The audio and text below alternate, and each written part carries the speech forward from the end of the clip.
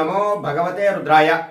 సకల సంపదలను కూడా ఇచ్చేటటువంటి విష్ణు నృసింహ మంత్రాన్ని మీరు గనక జపం చేసుకున్నారు అంటే మీకు చక్కనైనటువంటి సంపద లభించేటటువంటి అవకాశం ఉంటుంది. మనం ప్రత్యేకంగా నారసింహస్వామిని అక్షయ తృతీయ నాడు, చందనోత్సవం నాడు నిజరూప దర్శనం అంతా కూడా మనం చేసుకుంటూ ఉంటాం. అయితే అటువంటి సందర్భంలో ఈ యొక్క మంత్ర జపం అనేటటువంటిది ఆ అక్షయ తృతీయ నాడు కూడా మీరు జపం చేసుకున్నారు అంటే మీకు మంచి ఫలితాలు అనేటటువంటివి వచ్చే అవకాశం ఎక్కువగా ఉంటుంది.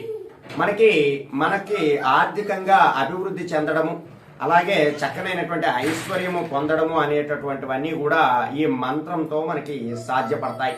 కాబట్టి ఈ నరసింహ మంత్రాన్ని, ఈ విష్ణు నృసింహ మంత్రాన్ని ప్రతి ఒక్కరూ కూడా 108 సార్లు ఈ అక్షయ తృతీయ నాడు మొదలుపెట్టి ప్రతిరోజు కూడా చేసుకోవడానికి ప్రయత్నం చేయండి.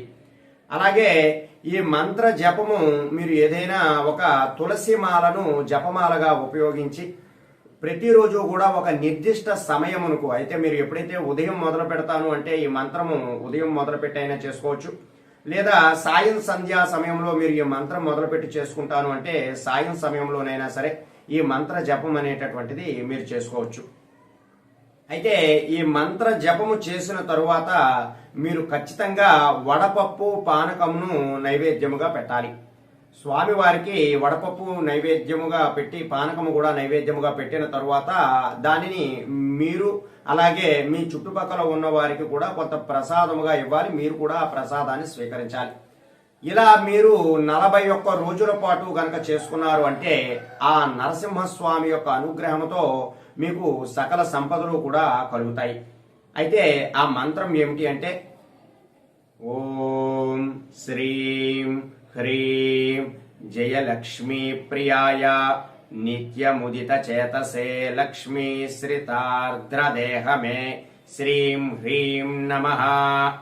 మరొకసారి చెబుతున్నాను చూడండి. ఓం శ్రీం హ్రీం జయలక్ష్మీ ప్రియాయ నిత్యముదిత చేతసే లక్ష్మీ శ్రితార్ద్రదేహమే శ్రీం హ్రీం నమః.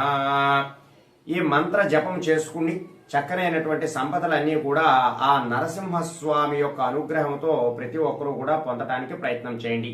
సర్వే జనా సుఖినో భవంతు. శుభం.